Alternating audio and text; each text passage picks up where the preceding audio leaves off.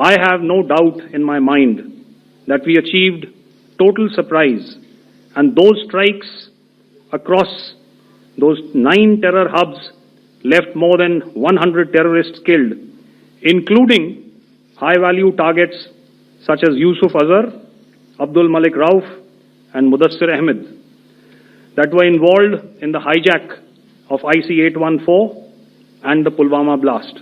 We carefully selected the targets, and out of the 9 selected targets, the target systems that were given to the Indian Air Force were the notorious training camps at Bhavalpur and Muridke, these being further from the international boundary. Through critical target system analysis, we analyzed what was to be done to annihilate these targets and plan to engage these targets with precision air-to-surface guided munitions so as to avoid collateral damage. This is what the terror infra at Muridke looks like. This is the first weapon that is impacting. This is the impact point number 1. Keep your eyes glued for the second weapon coming in and the second impact. Third weapon, third impact, and fourth weapon, fourth impact. Completely destroyed by our precision targeting. This is how it looked before, and this is how the building looked after the impact of the weapon. Being well aware and familiar with the congenital and impulsive nature of our adversary, and even though we did attempt to reach out and communicate our compulsions to strike at the heart of terror to my counterpart in the immediate wake of Operation Sindoor, the request was brusquely turned down, with an intimation that a severe response was inevitable and in the offing. We were, of course, prepared. On the night of 8th and 9th of May, they flew drones and aircrafts into our airspace all across the borders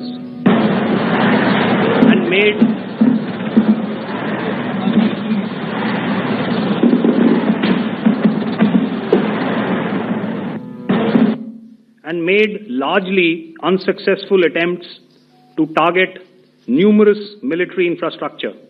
The enemy had yet again shown that he wanted to up the ante and he wanted a fight, and we were up to the task.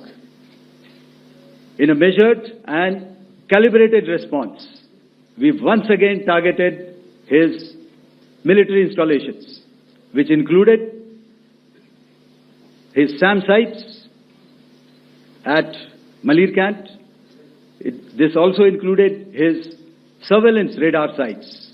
The Pakistan Army has reported to have lost approximately 35 to 40 personnel in artillery and small arms firing on the line of control between the 7th and the 10th of May. While the drone attacks were being launched from somewhere close to Lahore, enemy had allowed his civilian aircraft to also continue to fly out of Lahore.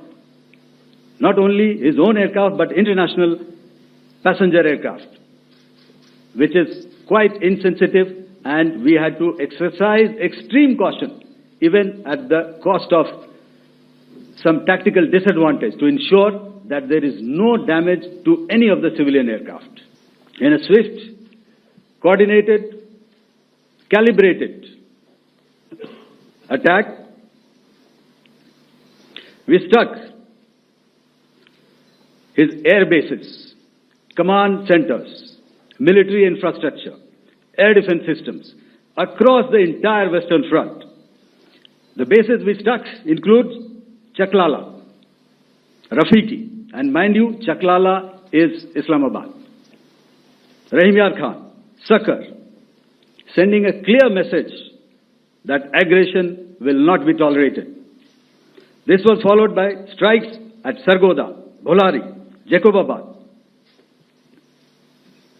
We also struck the C2 centers at Murid, the UAE complex at Murid, Rafiki, radar at Chunia, which I will show you, Rahimyar Khan airfield, and the unmanned combat aerial vehicle hangar at Sakar. I would like to reiterate here that we have the capability to target every system at these bases and more. Here is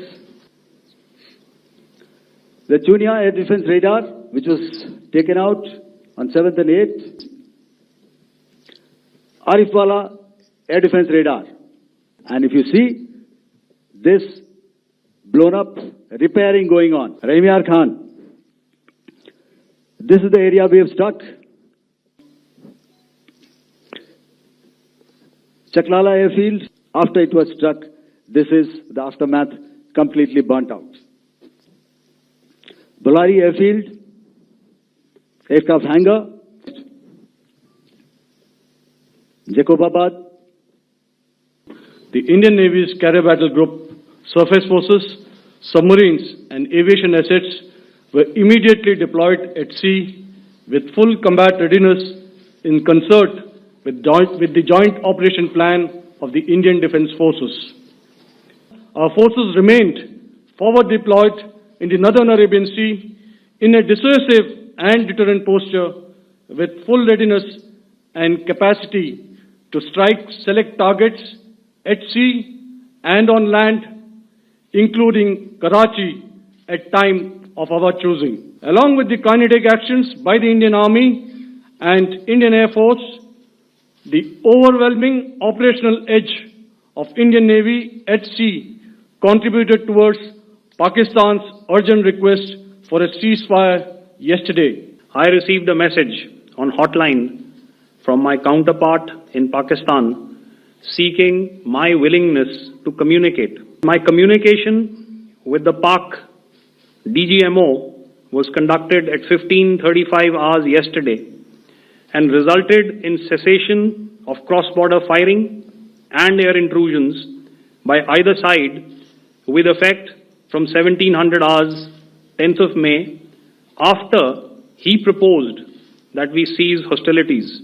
From the air defense side, if they had a choice, they would have definitely come in. They are fighters, there are more numbers of UCAVs. It is not that they did not intend to come in. It is only that our robust AD posture prevented them from coming in. Definitely, we have downed a few planes. Numbers, we would not like to hazard a guess out here. Okay, I have the numbers, okay, and we are getting into the technical details of it to establish it. So I would not like to put a figure at this time. But definitely, there are losses from their side which we have inflicted. All I can say is that we have achieved our objectives that we selected, and all our pilots are back home. We have quantitative and qualitative edge to deliver a massive blow to our adversary, and we completely dominate in the maritime front.